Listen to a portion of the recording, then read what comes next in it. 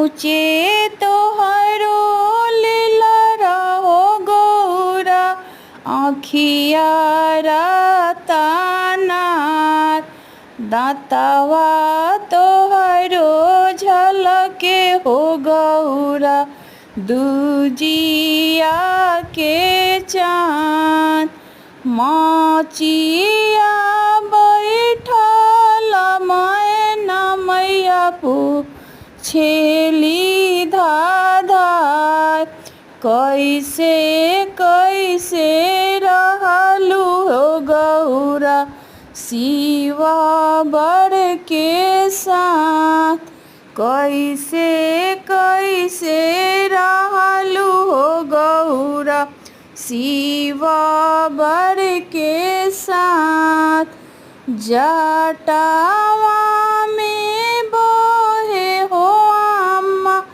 गंगा जी के धार जटावा में बहे हो अम्मा गंगा जी के धार गलावा में लटके हो अम्मा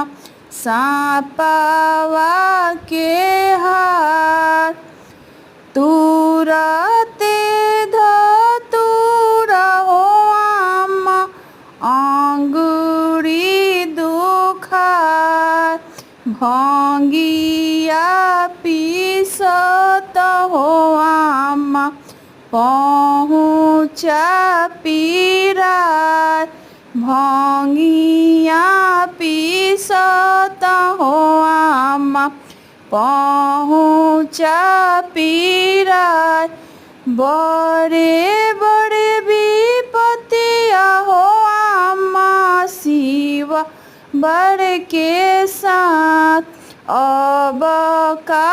पूछेलू हो अम्मा भेदावा लगाय ब्रह्माटा की मारी हो अम्मा लिखेले लीला विधि के लिखनिया हो अम्मा केहू ना मेटाय विधि के लिखनिया हो अम्मा के